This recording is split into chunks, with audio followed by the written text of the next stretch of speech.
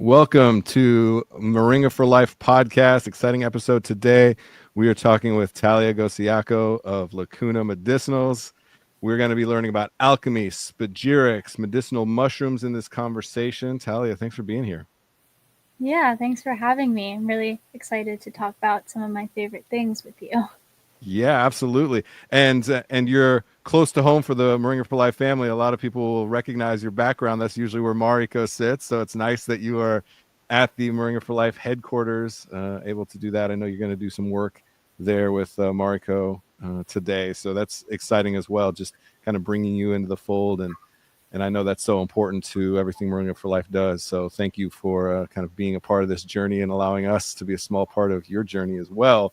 So before we get into some of the bigger picture things with alchemy, I wanted to jump right into spagyrics because it's been such a profound thing for us. I use the Moringa Spagyric anytime I'm feeling even a little bit like I'm getting sick, like I got a little bit of something going on. I instantly drop a couple drops under my tongue, and usually it clears it right up. So personally, I have a very vested interest in the work that you do around spagyrics, and I wanted to go to the root of it because I saw a great PowerPoint that you were working on, and the root comes from Greek words meaning to separate and reunite. I thought that was really interesting. Why is that a fitting name for something like spagyric?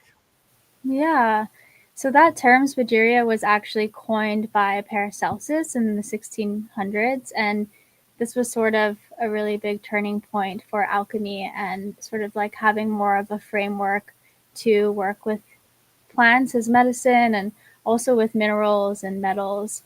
And that term really sums up the spagyric process because it really is just that. It's separating different constituents of a plant or a fungus that you work with and then recombining them. And spagyrics, it basically consists of three parts known as Tria Prima.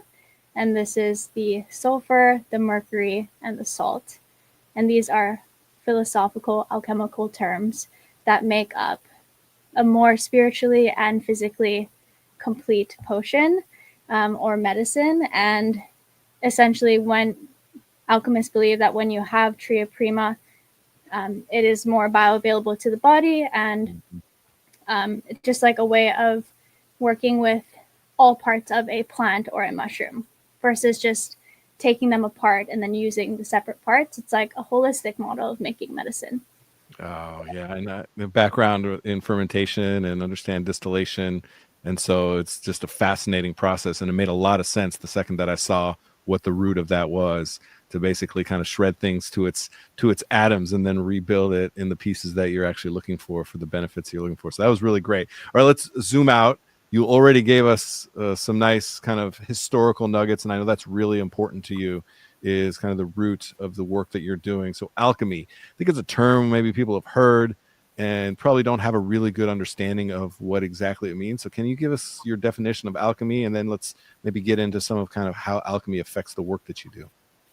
Sure. Yeah, my favorite definition of alchemy is it sort of being an initiation into nature's mysteries. And I think the reason why there's a lot of talk on alchemy is because people have different definitions, I mean, all throughout history of what alchemy really is. Some people believe it to be merely a philosophy or a metaphor for life. But when you really look back and sort of see the similarities between practicing alchemists, you see that they were into alchemical theory, but also alchemical practice, which is very similar to what we know as chemistry today, but has a more of a spiritual lens to it. Yeah, and alchemy, I mean, it dates far, far back to ancient Egypt. It is pretty much said that the Egyptians were the first practicing alchemists, but the Chinese and the Indians, they also claim to be the first practicing alchemists, and it's very likely that everyone was sort of practicing around the same time. But the word itself, it actually comes from the word, well, a lot of people know that Kemet is another word for Egypt, and it was known as like the Black Land, and this is because it had very fertile soil. And chemia was the word that the Egyptians used to refer to alchemy as the black art or the sacred art. And then later, when a lot of the alchemists fled east to Arab lands, the prefix al was added to alchemia. And then the word evolved to alchemy over time. But essentially, essentially alchemy is, human evolution. It's a way of observing nature and taking that into the lab and helping us evolve through that lens, right? Yeah, I understand. And I understand also you mentioned kind of fled. It's been persecuted at different times by different people, by Romans and so forth. And so I'm interested, kind of, do you feel like alchemy is having a moment right now? Is it becoming part of the zeitgeist of what's happening in the way that we're thinking about nature, the way that we're thinking about health, the way that we're thinking about medicine, and especially such trying times around those topics? Give us kind of what's happening today when you think about alchemy in kind of the modern times. Yeah, I think it's definitely having a moment right now and sort of a resurging. And I think that comes with sort of this huge evolution of consciousness that we're seeing, and people becoming more open-minded and also realizing how crucial it is to have this innate connection with nature. And I'd say, like, any enemy of nature is also an enemy of humanity, because once you realize that we're one and the same, you'd want to observe nature and know how to work best in reciprocity with nature. And I think right now, people are becoming really interested in, even health and, alternative medicine. And there's just like this huge, resurging of alchemy and holistic medicine practices. And it's really amazing to see people sort of open up to this idea of working with nature in this way. Let's talk about the way that you're working specifically with nature in this way and applying alchemy within your company, within the work that you're doing specifically. So give everyone kind of a snapshot of kind of what you're offering and weaving in the alchemy into your whole process. Yeah. My journey really started working with fungi, and I'm an applied mycologist. I work in mushroom cultivation, and that's sort of my bread and butter. And it was amazing to learn about alchemy and ways that I can weave my passions of, making medicine and also working with fungi. So we have an apothecary where we make a whole line of spagyric medicine, and our products consist mainly of mushrooms that we grow ourselves, at least all of the saprophytic mushrooms that we can grow. And we also work with mycorrhizal fungi like Amanita muscaria, which is wildcrafted in Pacific Northwest. We also have some herbal products that we work with, like Blue Lotus is one of our best sellers. So I pretty much just work with all of my favorite like plant and fungal allies, and then people also love them. And that's really great. So for anybody who doesn't know, spagyric, what are we talking about? What's the actual application? What am I looking at? What am I touching? What am I feeling? Yeah. So there's different ways to make spagyric medicine, and there are a lot of different types of spagyric medicines depending on what you want, right? And what I'm speaking of is liquid extract. So essentially making a tincture first, and that's usually where people stop, right? When it comes to herbal medicine, is they macerate an herb in alcohol and then strain it, and then sometimes do a dual extract. And with mushrooms, we primarily do dual extracts, and I use a sock slit extraction method, and that's essentially a glass apparatus that involves using heat and a condenser. So it's like a heating and cooling, and the alcohol can come back through the dry material multiple times through multiple passes, and you can get a quicker, more potent extract in a smaller amount of time using this method. But the one downfall of using that with herbs is that you have to use heat. So I pretty much will use that for the mushrooms. But basically, after you do the first step of maceration or making a tincture, then you would strain the plant material that you use. And incinerate it to white ash. And in alchemy, this is called calcination. And sometimes this can take up to 14 to 16 hours, especially with mushrooms. Yeah, and what you're doing here is you're burning off the carbon, and you are extracting the minerals, because this material is full of minerals, primarily potassium carbonate. And this is called a mineral leaching process when you burn it and you turn it to white ash. And then you leach it using distilled water. And then you evaporate the distilled water off of it, and you're left with these really beautiful crystalline structures. And then you reintroduce that back to the tincture. This is called the process of cohobation, which is just a fancy word for like the chemical wedding. Sure. And when this happens, this is actually a catalytic reaction in chemistry and can be fully described chemically. But this is sort of the reunion of like the Tria Prima, right? The soul, the body, and the spirit. And when this happens, sometimes you can actually see a visual reaction of like fizzing and bubbling. And this is actually changing the makeup of your medicine as a whole. It's changing the ionic charge, and our body recognizes it as more bioavailable at this point. It goes straight through the mucous membrane instead of having to go through the digestion. I love how geeky you get about this. I can just tell how exciting this is for you, and just like talking about it and how much the chemistry is both science and art to you, right? It's such a expressive form of what you're doing. And so I can appreciate that. And as somebody, you know, with my culinary background, same thing, that fusion of art and science that I think we really love. And it's like a true expression of ourselves, an expression of our ingredients, and getting the very most out of them is really our job. And then to kind of get out of the way. Right. And so I can really appreciate how much that process and that journey means to you.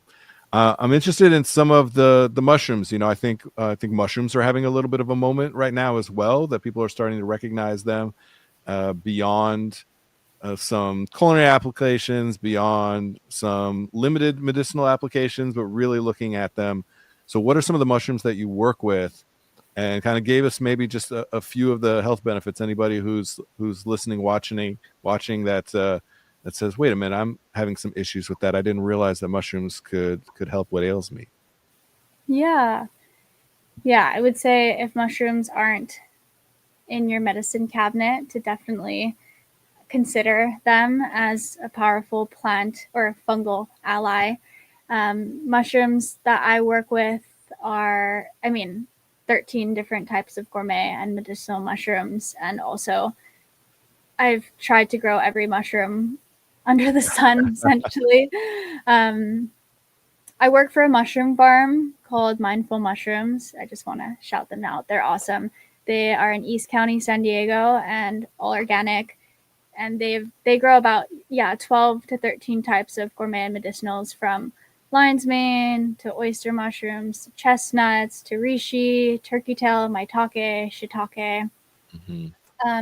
And some of these mushrooms overlap with being medicinal and culinary, like lion's mane. Lion's mane, yep. It's a popular one. We grow the most lion's mane, and it tends to be one of our best sellers. And that mushroom is sort of under the spotlight right now because of its potential in medicine, and it works on the brain, also known as Hericium erinaceus, and it is being studied to help with Alzheimer's and neurodegenerative diseases, which is pretty incredible because there's not many plants or mushrooms that can really like rewrite neural pathways like that.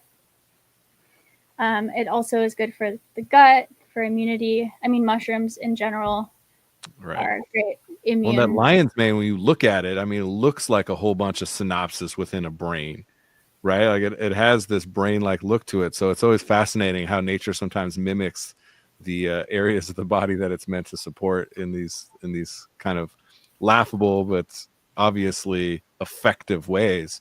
And reishi's another one that I think is having some attention on it right now. What are some of the benefits of reishi mushrooms? Yeah, reishi, the one that we work with primarily is Ganoderma lucidum, which grows here in San Diego, and Ganoderma multipilium.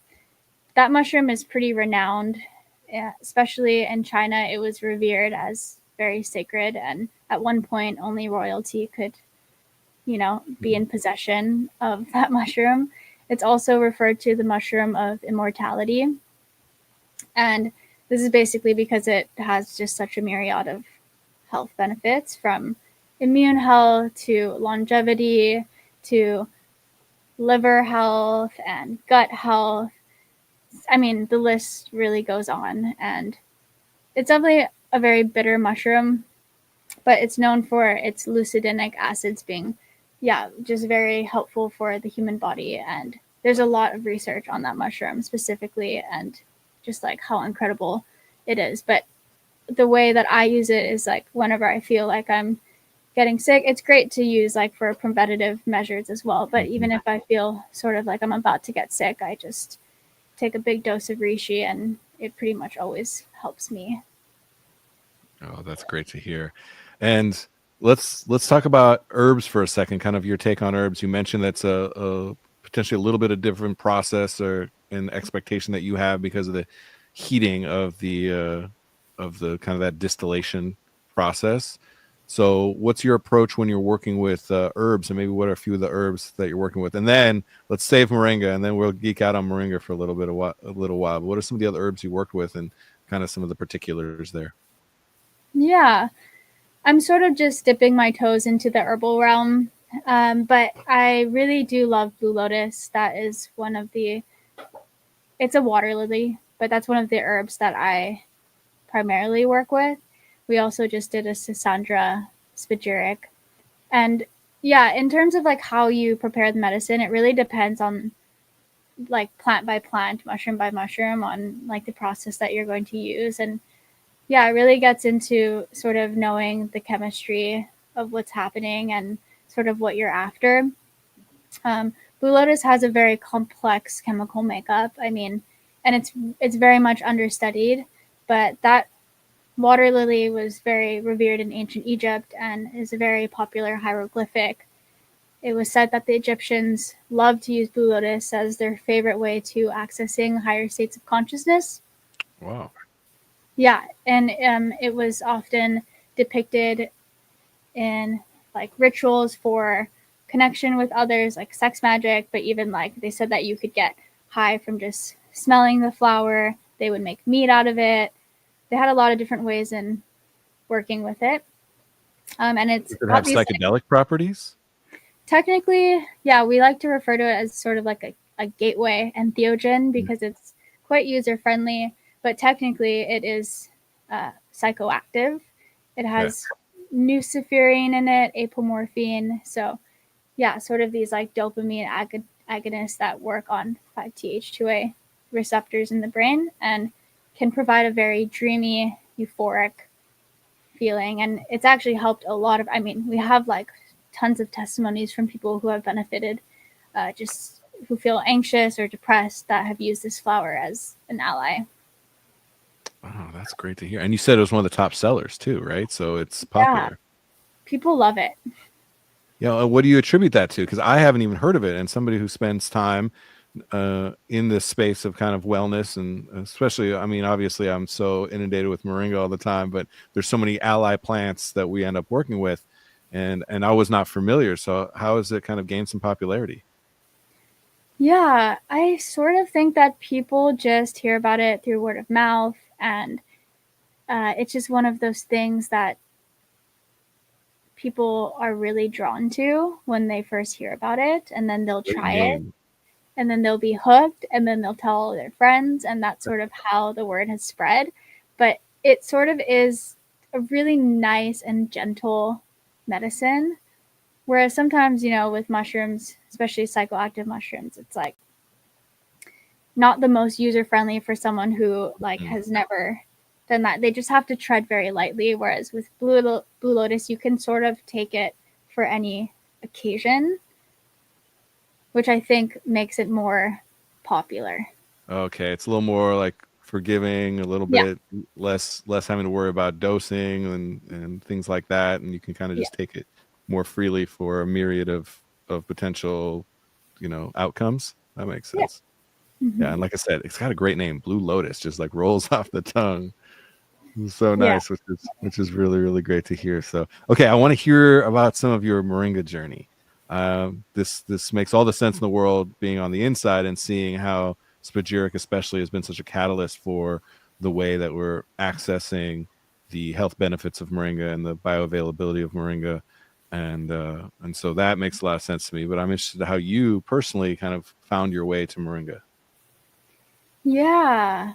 So I have a Filipino background. My dad is Filipino Chinese, and moringa was just something that was always sort of garnishing our dishes growing up. And I never really, I just kind of saw it as a weed for the longest time. Honestly, my grandma just grew it in our front yard, and it was sort of everywhere.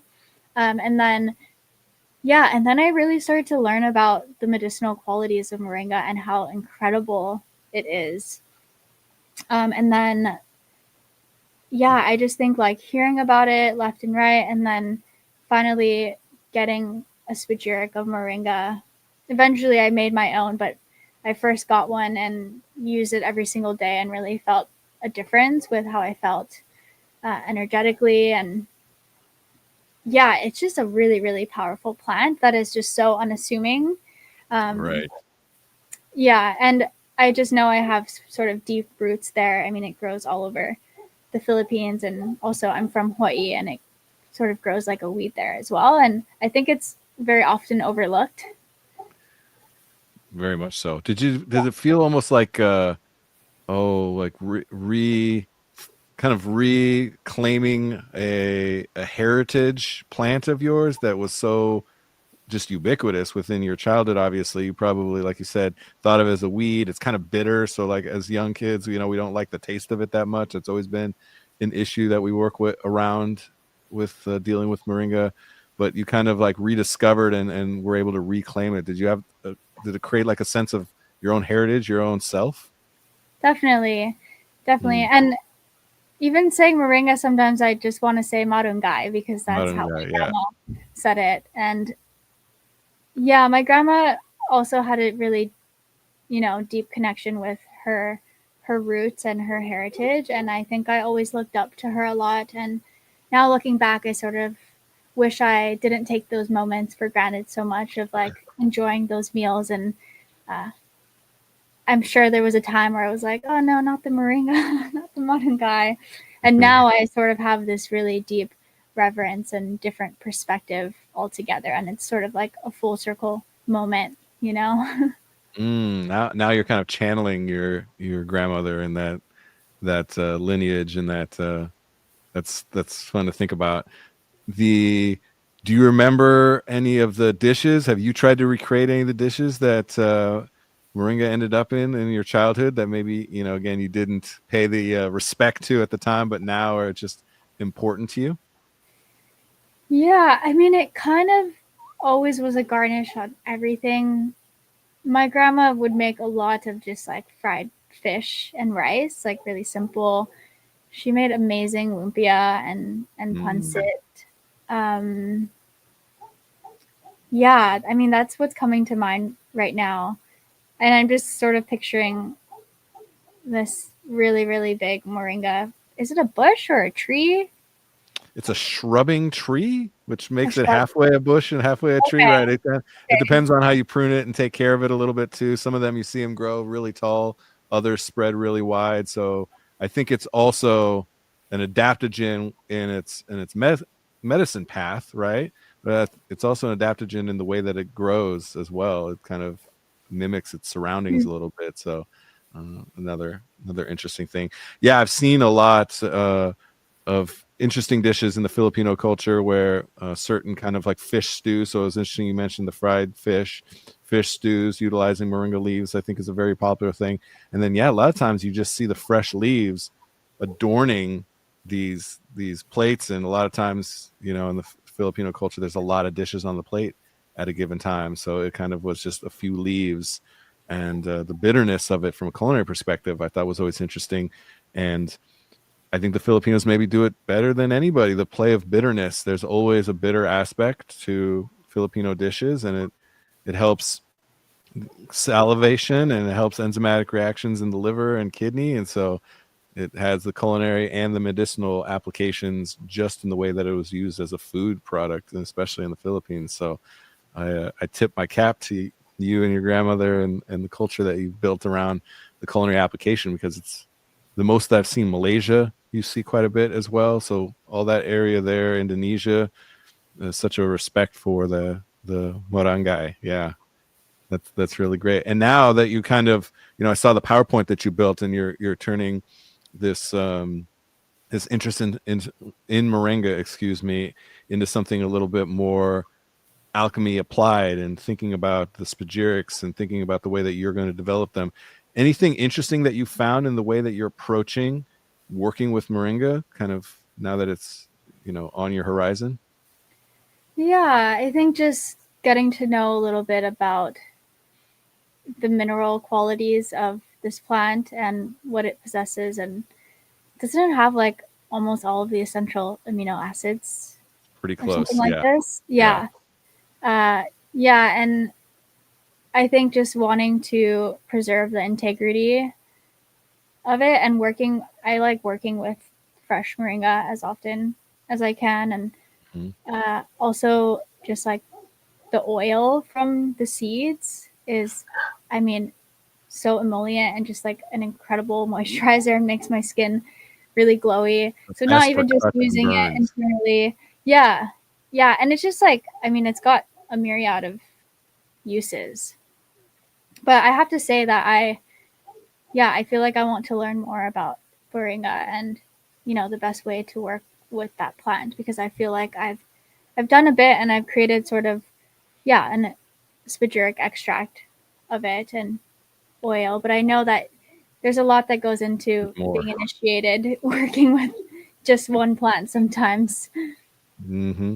Yeah, I'm interested. I'm going to put a bug in your ear on your approach to the rapid loss of vitamin C in the process of any kind of processing, especially the drying process. And it's why we've done some collaborations, and we've done moringa and baobab and certain things that are just high in vitamin C, because the fresh has such high vitamin C. I think it's like 4 times the vitamin C of an orange, right? Something we think of being very rich in vitamin C, but that loss goes down to minuscule amounts. So I'm interested to see and maybe put you on the path of how do we keep the most vitamin C in the moringa in the final product when we're manipulating it in any given way. So I don't know if you have a quick take on that, but that was always fascinating to me, that it held its properties so well, so many of them, but that the vitamin C drops off. Is there something you might associate that to? I don't know entirely off the top of my head, but I'm curious on the process of freeze dry, because do you dehydrate? Dehydrate, freeze dry, any kind of processing seems to drop that vitamin C pretty significantly. Interesting. Yeah, I wonder, trying to do sort of the first tincturing process with fresh plant material and just putting it straight into alcohol without the drying process. I mean, it would require a lot more, but maybe just to see what the vitamin C content is like after using fresh moringa. That's your homework after this, Talia. I'm gonna need you to get right on top of this, because that would be a pretty big breakthrough for the integrity of those final products. Because again, we're just seeing that loss. And when you talk about, it's the amount of minerals, trace minerals, amino acids that you mentioned, and just the vitamins that it's bringing to the table, the fact that there's a significant loss there feels like we're missing out on something there, and we want to uphold the plant's like true potential, so, and I know that that's such an important aspect to you as well. So tell everybody here, as we're kind of closing here, where can we find you? Where can we connect? Where can we find the products? Where can we get this medicine? Where can we become a part of your alchemy journey? Yeah, absolutely. We have a website, lacunamedicinals.com. We are also on Instagram, lacuna.medicinals, where we share a lot of our processes and we'll answer questions there as well. If you sign up for our email list, once you go to our website, we share offerings that we do locally in San Diego. Sometimes we do offerings via Zoom where we'll just talk more about alchemy and things like that. We also offer one-on-one support if any of you want to learn to, say, grow mushrooms or are just getting started on your path and just want to sort of be redirected in any way. We do offer that. It's really important for us to offer education with our services as well. But yeah, check us out. We really appreciate the support and thanks for the shout out. Yeah, absolutely. And Lacuna, Lacuna. Mm-hmm. Okay, Lacuna Medicinals. Check them out on social. Get on the websites, one-on-ones. I know there's going to be a lot more work with Moringa For Life, so stay tuned on Moringa For Life as well, as I am sure you'll see Talia and Talia's work popping up more and more as alchemy is having a moment, as mushrooms, as spagyrics, as moringa is really becoming a part of the mindset of so many people in the way that they're approaching medicine and health. So we appreciate the work that you're doing, and thanks for taking the time today. Thank you so much. I appreciate it. All right, well, that is it for this episode. Once again, we've been talking about alchemy, spagyrics, and medicinal mushrooms with Talia from Lacuna Medicinals. Thank you so much.